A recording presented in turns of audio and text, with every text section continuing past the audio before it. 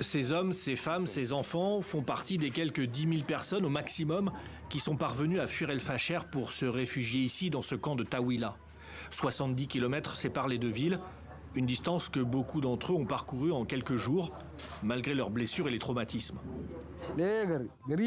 Certains sont morts de soif, d'autres d'épuisement, d'autres encore de leurs blessures, des hémorragies. Certains ont été blessés par les roquettes à El Fasher, les éclats d'obus. C'est plus douloureux que les balles. Ils pénètrent dans le corps, font gonfler les jambes, interrompent la circulation sanguine. C'est épuisant. On en ressent les effets en 2 ou 3 heures. Cette autre déplacée, Fatouma, raconte sa fuite d'El Fasher sur une charrette. Elle est désormais responsable de 3 orphelins, dont ce nourrisson d'à peine 1 mois. Ses parents, son frère et sa sœur ont été tués par un drone. Ils revenaient de la soupe populaire et sur le chemin du retour, le drone les a visés. À un moment, l'un des enfants est sorti de sa cachette et a été touché à la jambe par un drone.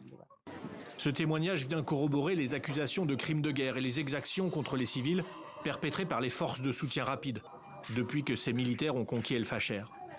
Cette ville comptait 250 000 habitants environ, seuls quelques milliers sont donc arrivés à Tawila. Quelques milliers d'autres seraient stationnés dans de petits villages ou sur la route, sans aucune aide possible.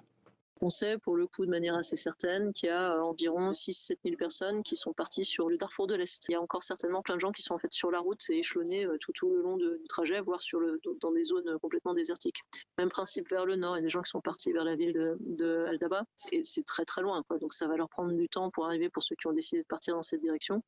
En espérant qu'ils arrivent, puisque malheureusement ça c'est aussi une des conséquences, c'est au-delà des violences des groupes militaires, on a des gens qui meurent de soif sur la route. Dimanche dernier, les JSLF, donc, qui sont un des groupes qui tiennent Tawila, nous ont demandé de leur prêter des pelles, des masques, de la chlorine, du matériel pour pouvoir aller enterrer les cadavres le long de la route sur laquelle eux avaient un accès.